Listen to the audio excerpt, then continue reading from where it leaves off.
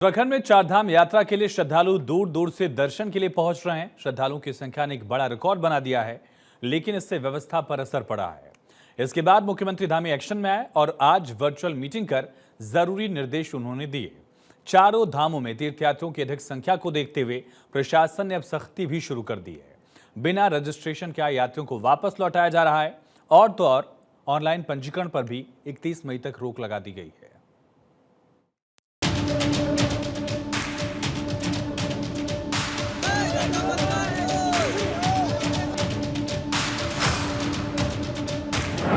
चार धाम यात्रा में उमड़ा सैलाब, सरकार ने तैयार किए प्लान।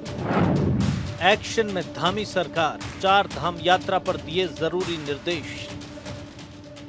चार धाम यात्रा में रिकॉर्ड श्रद्धालु पहुंच गए हैं। कहीं भी नजर दौड़ाइए, हर तरफ श्रद्धालुओं का सैलाब नजर आ रहा है।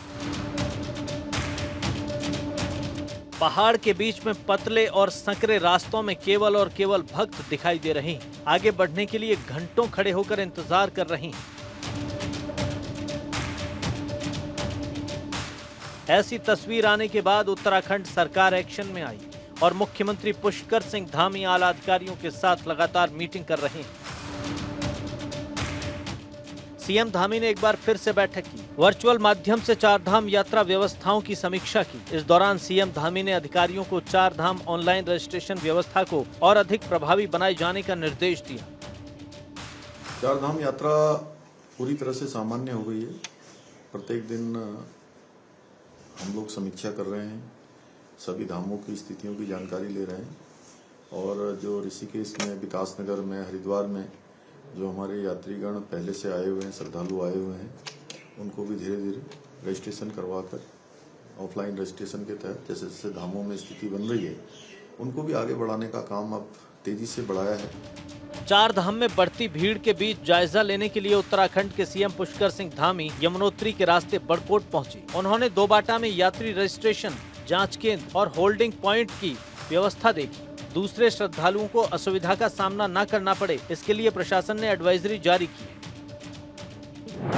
बगैर रजिस्ट्रेशन के आ रहे यात्रियों को लौटाने का निर्देश दिया गया है। क्षमता के लिहाज से ही गाड़ियों में यात्रियों को भेजने का आदेश है। यूट्यूबर्स को धामों के 50 मीटर के दायरे में रील बनाने पर बैन है। 31 मई तक ऑनलाइन रजिस्ट्रेशन पर रोक लगा दी गई है। चारों धामों में 31 मई तक वीआईपी दर्शन की व्यवस्था स्थगित कर दी गई है। चारधाम यात्रा काफी टफ मानी जाती है क्योंकि श्रद्धालुओं को संकरे रास्तों पर सफर करना पड़ता है। यमुनोत्री धाम तक का सफर 6 किलोमीटर पैदल चलने के बाद पूरा होता है। यात्री धाम तक पहुंचने के लिए पैदल चलने के अलावा पालकी, कंडी, घोड़ा का इस्तेमाल करते हैं। 5 से 6 किलोमीटर का ये रास्ता बेहद ही संकरा है। इस बार यमुनोत्री धाम यात्रा पर यात्रियों की संख्या में इजाफा हुआ है। चारधाम यात्रा पर भारत 24 की टीम गई और देखा कि किस तरह श्रद्धालुओं को परेशानियों से दो चार होना पड़ रहा है। यमुनोत्री धाम तक पहुंचने के लिए श्रद्धालुओं को न सिर्फ वाहनों का जाम झेलना पड़ रहा है, बल्कि यमुनोत्री धाम जानकी चट्टी से यमुनोत्री धाम तक पहुंचने के लिए पैदल मार्ग में भी जाम की समस्या बनी हुई है। आप देख सकते हैं 2 से 3 किलोमीटर का लंबा पैदल मार्ग जो यमुनोत्री धाम तक पहुंचने का वो लंबा जाम लगा हुआ है। लोग डंडी कंडी हो या फिर घोड़े खच्चर वाले हो, तमाम वो सभी श्रद्धालु रुके हुए हैं। तो कुल मिलाकर ये कि जाम की समस्या से निजात नहीं मिल पा रही और लोग जो श्रद्धालु हैं यमुनोत्री धाम तक पहुंचने के लिए सभी लोगों का यही कहना है कि शासन और प्रशासन की कोई व्यवस्था नहीं है। चार धाम के रास्ते पर भारत 24 की टीम को 3 घंटे फंसे रहना पड़ा। इस दौरान पैदल रास्ते में फंसे लोग काफी नाराज दिखाई दिए।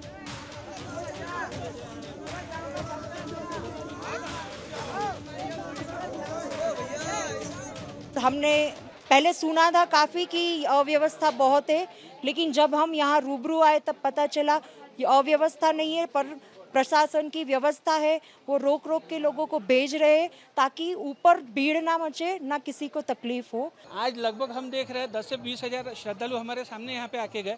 अगर उनके लिए अगर थोड़ा कुंड वगैरह अगर थोड़ा अच्छा बना दिया जाए तो ये जाम लगना, पैसेंजर को, यात्रियों को तकलीफ होना, ये सब चीज़ों से अपन बचाया जा सकता है। पैदल से आ रहे लोगों को ये घोड़े वाले और ये धक्के देते हैं, उसके थोड़ा बोल के रखे तो अच्छा होता है। और दर्शन के लिए बुजुर्ग लोगों के अलग लाइन करने का और बच्चों का और महिलाओं का थोड़ा अलग लाइन करे तो अच्छा होता है। इधर सिस्टमेटिक नहीं है दर्शन करने का, बहुत धक्का देता है। कुछ पुलिस वाले और गवर्नमेंट वाले इसका थोड़ा ध्यान रहे तो अच्छा होता है। 2-2 दिन गाड़ियों का जाम झेला, फिर आदमी होटल के लिए व्यवस्था नहीं है, होटल का पर्ची बताया तो आगे जाने दे रहे, ना 2-2 घंटे लाइन में लगाए, ना खाने का व्यवस्था रह रहा, गाड़ी में क्या क्या चीज़ लगेंगे इतना दूर में आए तो। रास्ते में कई जगहों पर बद इंतजामी दिखाई दी, जिससे लोग परेशान नजर आए। यमुनोत्री धाम के सचिव सुरेश उनियाल का कहना है कि चारों धामों में सबसे पहले मां यमुना के दर्शन की मान्यता है। यमुनोत्री में भक्ति का भाव और गंगोत्री में ज्ञान, केदारनाथ में वैराग्य, बद्रीनाथ में मोक्ष की मान्यता है। साथ ही उन्होंने यमुनोत्री धाम से जुड़ी समस्याएं भी बताई। यमुनोत्री धाम उत्तराखंड के 4 धामों में यमुनोत्री धाम पहला पड़ाव है, प्रथम धाम है। और इसकी महानता मां यमुना जी भक्ति है। जीवन में पहले भक्ति आएगी तब ज्ञान प्रकट होगा, ज्ञान की गंगा। दूसरा मार्ग गंगोत्री, ज्ञान से वैराग्य की उत्पत्ति, वैराग्य का स्थान केदारनाथ, और वैराग्य से मोक्ष की प्राप्ति वो बद्री विशाल। भक्ति जीवन में आएगी, ज्ञान जीवन में आएगा और वैराग्य जीवन में आएगा, तब आपको भगवत प्राप्ति होगी, वो है बद्री विशाल। 4 धाम की ये महानता का मां यमुना जी का पहला स्थान है। लेकिन दुर्भाग्य से मैं आपको ये भी बताऊं कि यमुनोत्री धाम में अनेकों समस्याएं हैं। सबसे बड़ी समस्या क्या है कि समय की जो यात्रा है वो शासन प्रशासन के नाकामी के कारण फेल हो रही है। इस बार 4 धाम यात्रा में रिकॉर्ड संख्या में श्रद्धालु दूर दूर से दर्शन करने के लिए पहुंच रहे हैं।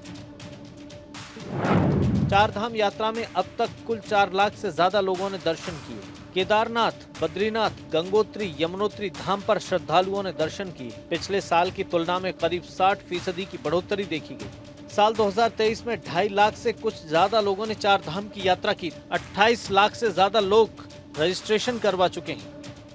हमारी यमुनोत्री और गंगोत्री की यात्रा 10 मई से प्रारंभ हुई है और जो यात्री जो पिछले सालों आते थे उससे 2 गुना 2.5 गुना तक यात्री यमुनोत्री और गंगोत्री यात्रा में आने लग गए।